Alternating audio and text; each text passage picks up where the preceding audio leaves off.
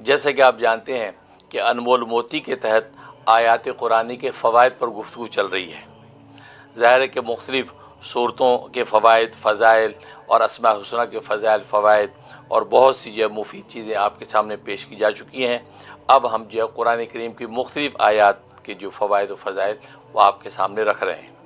ان میں سے آج ہمارا 11واں پروگرام ہے۔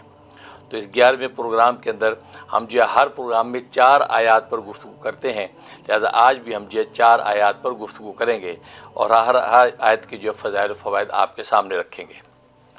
اور چوتھی آیت جو ہے وہ سورۃ انبیاء کی آیت نمبر 69، سورۃ انبیاء کی آیت نمبر 69 جو مشہور جو آیت ہے یا نارو کونی بردوں وسلام علی ابراہیم، تو یہ حضرت ابراہیم علیہ السلام کے حوالے سے نازل ہوئی تھی۔ اس کو جو ہے وہ گرمی کے بخار میں زبردست تاثیر ہے۔ گرمی کے موسم میں کوئی بخار ہوا یا گرمی کا بخار سردی کے اندر ہو گیا، اس کے اندر زبردست تاثیر ہے۔ اس آیت کو یا تو تعویذ بنا کے بچے کے گلے میں ڈال دیں، یا بڑا کوئی ہے تو اس کے جو گلے میں تعویذ بنا کے ڈال دیں، تو بس یہ تعویذ ڈالیں گے انشاءاللہ 1 ہفتے کے اندر ہر طرح کا بخار رفع ہو جائے گا۔ اور یا یہ کہ یہی آیت جو ہے وہ 41 مرتبہ پڑھ کے پانی میں دم کر کے اس بچے کو پلا دیں اور اس کے دونوں کانوں میں پھونک دیا کریں، اس سے انشاءاللہ اس کو کسی بھی قسم کا بخار ہے وہ رفع ہو جائے گا، دور ہو جائے گا۔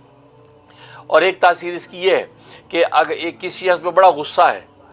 بچہ ہے اس کے اندر بچپن سے بڑا غصہ ہے، یا کوئی بڑا ہے وہ بڑا غصیلا ہے، میاں بیوی میں کوئی ایک بہت غصیلا ہے اور غصے میں بالکل کہتے ہیں پاگل ہو جاتا ہے، اس کے لیے زبردست تاثیر ہے کہ اس کے ہر کھانے پینے پہ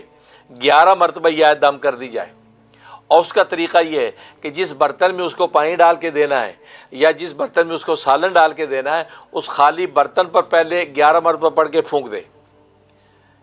11 مرتبہ پڑھ کے پھونک دے۔ اول آ کے ایک مرتبہ جو ہے وہ درود ابراہیمی دم کر دیں، وہ خالی برتن میں پھونک کے اب اس کے اندر کھانا ڈالیں، پانی ڈالیں، جو بھی چیز ہے اب ڈال کے اس کو دیں۔ تو یہ جو ہے پابندی کے ساتھ 71 ڈیز کر لیں تو کسی بھی قسم کا غصہ ہوگا وہ غصہ اس کا رفع ہو جائے گا، اس کی طبیعت میں تحمل و بردباری پیدا ہو جائے گی۔ زبردست جو ہے اس آیت کی تاثیر ہے۔ اللہ سے دعا ہے کہ اللہ تبارک و تعالی قرآن کریم کی ان آیات سے نفع اٹھانے کی توفیق نصیب فرمائے۔ اور آپ جانتے ہیں کہ قرآن کریم میں خود اللہ تبارک و تعالی نے اس بات کی اظہار فرما دیا کہ وَنُنَزِّلُ مِنَ الْقُرْآنِ مَا هُوَ شِفَاءٌ وَرَحْمَةٌ، کہ اس قرآن میں نے شفا بنا کے ہم جو ہے وہ نازل کیا ہے، وہ کہ شفائے جسمانی ہو، شفائے روحانی ہو، شفائے ظاہری ہو، شفائے باطنی ہو، شفائے مادی ہو، شفائے معنوی ہو۔ شفا کا کوئی بھی شعبہ اور فرد دنیا کے اندر ہے وہ قرآن کریم کے آیات میں اللہ تبارک و تعالی نے پنہا رکھا ہے۔